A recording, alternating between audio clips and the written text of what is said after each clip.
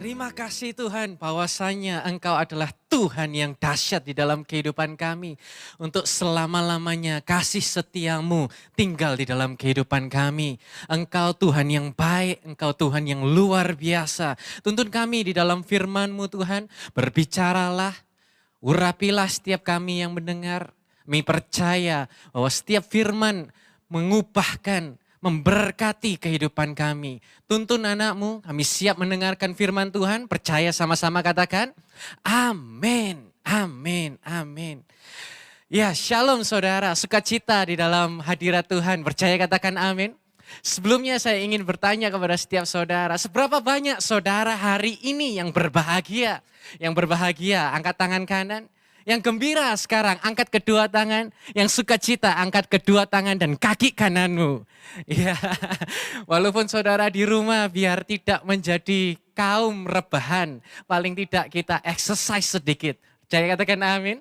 Sebuah tema yang saya ingin sampaikan yaitu adalah bahagia itu sederhana.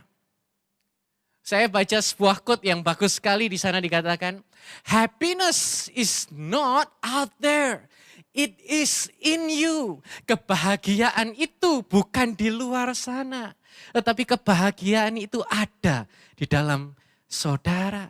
Seringkali yang terjadi kita berpikir bahwa aduh kalau mau bahagia di keadaan semacam ini nggak mungkin. Mau bahagia hari-hari ini mustahil. Ketika kita berpikir kata bahagia itu seperti sebuah khayalan. Sesuatu hal yang sukar sekali. Tapi saudara saya ingin sampaikan kesempatan kali ini bahwa bahagia itu sederhana. Kenapa? Karena ada gospel, good news. Injil itu adalah kabar baik. Ini adalah alasan kenapa kita harus sering-sering mendengarkan gospel, kabar baik itu. Saudara bisa bayangkan sejenak hari ini. Gimana kalau seandainya saudara selalu diberitakan kabar buruk. Apapun itu tentang kabar buruk. Semuanya jangan loh ya, nanti akan alami sakit. Nanti akan terkena virus. Jangan loh ya, nanti ekonomi akan resesi. Jangan buka usaha. Saudara, dengar kabar buruk terus, kira-kira perasaan saudara seperti apa? Bandingkan dengan ketika saudara setiap hari dikasih kabar baik terus. Saya sungguh bersyukur dengan tayangan di YHS Media. Setiap hari ada Breakfast with Jesus, bahkan malam ada 7JT. Saudara bisa mendengarkan ini adalah kabar baik.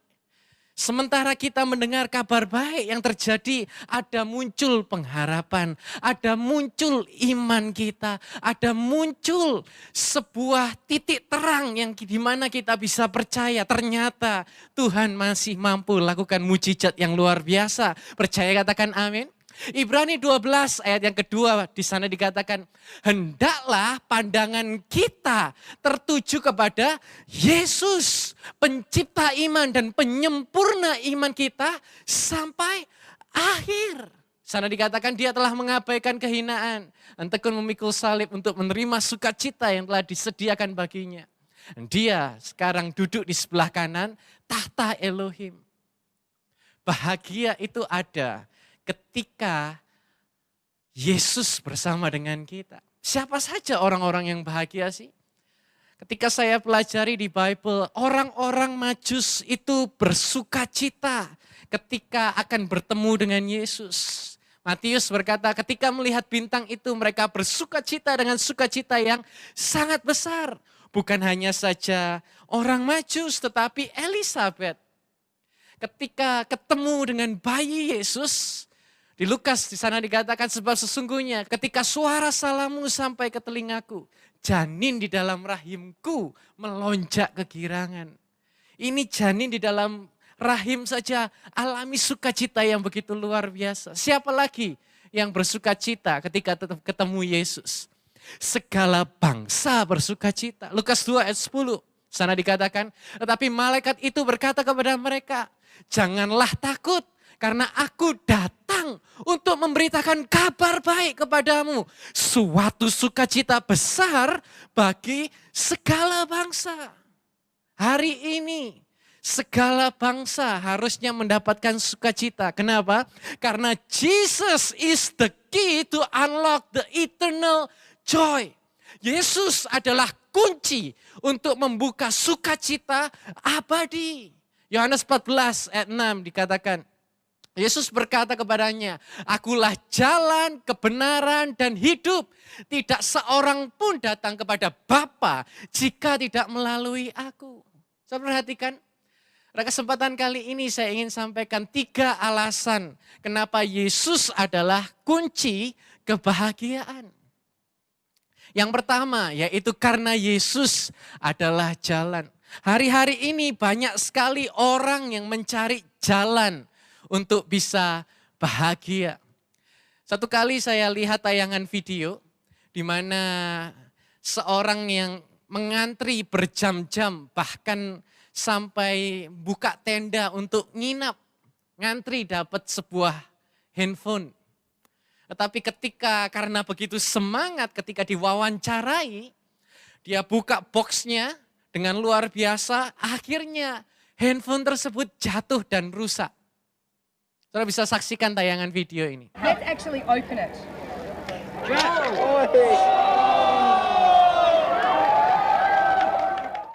Ya saudara, apa yang saya ingin sampaikan?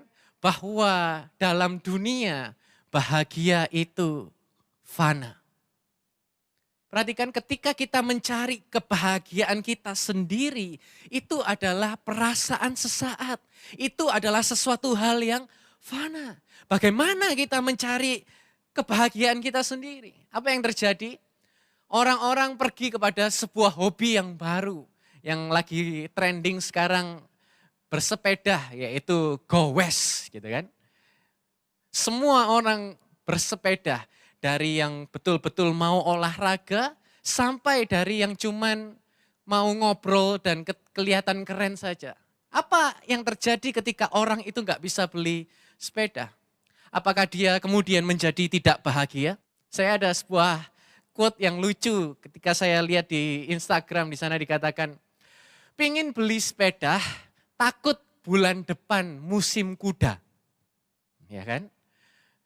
Bulan ini semua orang bersepeda, bulan depan berubah semua, main kuda-kudaan. Kemudian apalagi orang cari kebahagiaan melalui sosial media. Banyak orang yang berburu likes dan follower. Kalau tidak ada like, apa yang terjadi? Kita kemudian merasa enggak bahagia. Banyak yang mulai dengan, oh aku harus dapatkan 100 likes ini. Kalau enggak, aku enggak bahagia.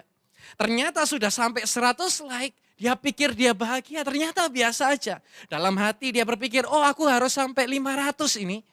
Sampai 500, ternyata dia juga enggak bahagia. Dan berikutnya. Menjadi orang yang tidak pernah puas. Mungkin ini adalah alasan kenapa banyak anak muda menjadi depresi. Saya sendiri saudara ingat 9 tahun lalu. Dalam hati saya berkata, karena saya suka reptil. Dan saya berkata kepada diri saya sendiri, kalau aku bisa beli kura-kura sulcata, aku pasti bahagia. Waktu itu saya galau, antara mau beli kok mahal, gak beli kok kepingin. Ya kan? Tapi kemudian ada seorang yang memberikan saya kura-kura sulcata itu. Saudara tahu apa yang terjadi? Setelah saya punya, akhirnya biasa saja perasaan saya. Enggak lagi menggebu-gebu, enggak lagi yang ekstrim kepingin begitu luar biasa. Biasa saja. Ini adalah gambaran bahagia yang fana. Bukan hanya itu, bahkan seringkali kita punya mindset yang salah. Oh, aku akan bahagia kalau aku punya mobil yang banyak. Aku akan bahagia kalau aku punya rumah yang besar, bisa jalan-jalan ke luar negeri, atau bahkan sukses di dalam pekerjaan. Ini yang sedang dijual di online world. Semuanya memamerkan material semacam ini. Saya ingin berkata kepada saudara, di atas langit selalu ada langit. Ketika kita hidup selalu membandingkan dengan orang lain, yang terjadi bukan bahagia, malah minder. Iya. Pengkhotbah 2 ayat ke-25 di sana dikatakan, siapakah yang dapat makan atau menikmati hidup di luar Elohim? Siapa yang bisa menikmati? Tidak ada saudara. Dan saya percaya bahwa hari-hari ini kita nggak perlu cari kebahagiaan kita sendiri. Kenapa? Karena dalam Yesus bahagia itu bukan sementara. Tetapi bahagia itu tertanam di dalam rencananya yang luar biasa. Apa rencana Tuhan? Yaitu untuk saudara diberkati, untuk saudara dipulihkan, untuk saudara disembuhkan, untuk saudara menjadi orang-orang yang lebih berkemenangan. Bahkan sesuai dengan tema tahun ini, engkau akan dilipat kali gandakan anugerah di dalam kehidupan saudara. Yang percaya kita tepuk tangan yang paling meriah bagi Yesus Kristus Tuhan kita. Joy is not a temporal happiness, but a deep-rooted contentment in God's plan. Saya ingin berkata bahwa Yesus adalah jalan. Dia adalah solusi, pemberi jalan keluar untuk semua masalah di bumi. Yesus adalah jalan satu-satunya menuju surga. Percaya katakan amin. Percaya katakan amin. 3 alasan kenapa Yesus kunci kebahagiaan. Pertama, karena dia adalah jalan. Sekarang yang kedua, karena Yesus adalah kebenaran. Apa kebenaran tentang kebahagiaan? Yaitu adalah tiru teladan Yesus ketika dia ada di dunia. Hidupnya sederhana sekali. Bahkan gak punya banyak harta. Gak punya pakaian yang bagus. Walaupun Yesus pakai baju putih, ya kan, di foto-foto itu selalu pakai baju putih. Tapi saya percaya mereknya bukan Off-White. Saudara bisa bayangkan, ketika iblis mencobai Yesus, ditunjukkan semua kekayaan, semua kemuliaan di bumi. Apa yang Yesus lakukan? Ditolak mentah-mentah. Saudara bisa bayangkan yang terjadi bahwa semuanya itu ditolak mentah-mentah. Kenapa? Karena Yesus tahu bahagia itu tidak ditemukan dalam materi. Pengkhotbah 6 ayat kedua. Seorang yang kepadanya telah Elohim karuniakan kekayaan, kemakmuran, dan kehormatan. Sehingga dari segala yang ia inginkan, tidak ada satu pun yang kurang bagi jiwanya. Namun Elohim tidak memberinya kuasa untuk menikmati semua karunia itu. Melainkan orang lainlah yang menikmatinya. Ini adalah kesia-siaan dan kemalangan yang menyakitkan. Saudara, seringkali kita hidup dengan fokus yang salah. Yaitu kita berpikir dengan patokan pepatah dunia, waktu adalah uang. Pokoknya aku kerja dan kerja tanpa pedulikan keluarga, kesehatan. Kita ini seperti hidup di dalam rat race, belenggu. Apa itu rat race? Yaitu adalah kerja, dapat uang, kita hidup dengan hedon atau boros, kemudian hutang. Untuk menutupi hutang, kerja lagi. Dan ini berulang dan berulang dan berulang terus. Yohanes 8 ayat 32, kamu akan mengetahui kebenaran dan kebenaran itu akan memerdekakan kamu. Hari ini saya ingin berkata, gak semua harus sempurna saudara. Tapi dari yang sederhana kita bisa mengucap syukur kepada Tuhan. Dalam segala hal Yesus selalu mengucap syukur. Dan perhatikan sesuatu yang besar itu terjadi. Yesus walaupun hanya dihadapkan dengan 2 ikan dan 5 roti. Sementara dia mengucap syukur, mujizat terjadi. Saya percaya hari-hari ini apa yang di tangan saudara yang sedikit. Ketika engkau mengucap syukur, oh jangan salah. Tuhan dapat multiplikasikan keadaanmu di dalam nama Yesus.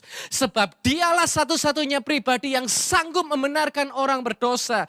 Di Golgota, Yesus mengambil dosa kita dan dia mengenakan jubah kebenarannya. Sehingga di dalam Yesus kita sudah menjadi orang-orang benar. 3 alasan kenapa Yesus kunci kebahagiaan. Pertama, karena Yesus adalah jalan. Kedua, Yesus adalah kebenaran. Dan yang terakhir, yang ketiga, karena bersama Yesus kita hidup. Roma 6 ayat 23. Sebab upah dosa adalah maut. Tetapi karunia Elohim adalah hidup yang kekal melalui Yesus Kristus Tuhan kita. Bible berkata bahwa oleh karena satu orang, dosa masuk ke dunia dan melalui orang itu setiap kita menjadi pendosa. Tetapi karena karunia Elohim adalah hidup yang kekal, hari ini karena Yesus kita peroleh keselamatan. Suatu kali saya dengar sebuah cerita, orang ini alami keadaan buruk demi keadaan buruk demi keadaan buruk. Suaminya meninggal karena penyakit. Kemudian ketika manajer di mana suaminya bekerja tahu dia meninggal, dia merampok semua barang-barang inventaris. Dan akhirnya dengan kesukaran yang semacam itu, keadaan buruk berikutnya terjadi, yaitu adalah dikira istrinya yang melarikan. Sehingga istrinya digugat oleh keluarga suami. Sampai akhirnya dia masuk penjara. Ini ibarat sudah kepleset, ketimpa tangga, ditimpuk durian, masih masuk selokan pula. Paling tidak, hari-hari ini ketika saudara alami keadaan sukar, saya ingin berkata, aku bisa berbahagia. Sebab kenapa? Aku tahu di akhir semuanya akan alami kehidupan yang kekal. Percaya, katakan amin. Kisah 4 ayat 12, keselamatan tidak ada di dalam siapapun selain di dalam Yesus. Karena di kolong langit ini tidak ada nama lain yang telah diberikan kepada manusia yang di dalamnya kita dapat diselamatkan. Haleluya. Bukan hanya itu, Lazarus pada waktu di dunia dia menderita. Tetapi ketika akhir hidupnya, orang kaya yang menghina-hina dia, akhirnya malah menderita. Apa yang saya ingin sampaikan? Tidak peduli seberapa bahagia saudara. Tetapi ketika pada akhirnya saudara masuk neraka, saya ingin berkata itu adalah nyesek saudara. Tapi tidak peduli seberapa menderita saudara. Dan akhirnya saudara alami kehidupan kekal, saya percaya itu adalah kebahagiaan yang luar biasa sekali. Firman Tuhan berkata, 1 Yohanes 5 ayat 12, barang siapa memiliki putra memiliki hidup. Yohanes 11, 25, Yesus sendiri berkata, akulah kebangkitan dan hidup. Percayalah kepadaku, sekalipun mati, engkau akan bangkit dan hidup kembali kekal selamanya. Dalam Yesus, semua saudara hidup karena Yesus satu-satunya yang mampu memberi jaminan hidup kekal. 3 alasan kenapa Yesus adalah kunci kebahagiaan. Yang pertama, bahagia karena Yesus adalah jalan. Ketika kita cari bahagia sendiri, itu adalah perasaan sesaat. Fana. Dan di atas langit itu selalu ada langit. Gak perlu cari kebahagiaan sendiri. Kenapa? Dalam Yesus bahagia itu bukan sementara. Tetapi tertanam dalam rencananya. Yesus adalah jalan satu-satunya menuju surga.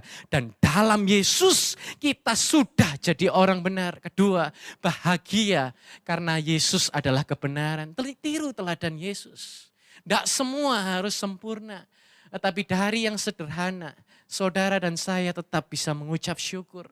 Dialah satu-satunya pribadi yang sanggup membenarkan orang berdosa. Dan yang ketiga, bahagia karena bersama Yesus kita hidup.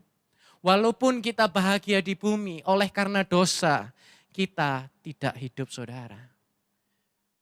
Bahagia sejati ketika saudara dan saya punya jaminan keselamatan kekal. Percaya, kita tepuk tangan yang paling meriah bagi Yesus Kristus Tuhan kita. Mengucap syukur Tuhan. Kami tahu bahwa bahagia itu tidak jauh. Tetapi bahagia itu ada bersama dengan kami. Karena Engkau di dalam kami. Engkau adalah jalan. Engkau adalah kebenaran. Dan Engkau Yesus adalah kehidupan. Apapun yang kami alami tidak lagi mati. Tapi bersama Yesus kami hidup dan mempunyainya di dalam kelimpahan. Semua yang terima kelimpahan Tuhan sama-sama percaya, katakan amin. Yeshua Mashiach, bless you. Ku tahu rencanamu indah bagiku. Ku tahu kehendakmu baik bagiku. Ku tahu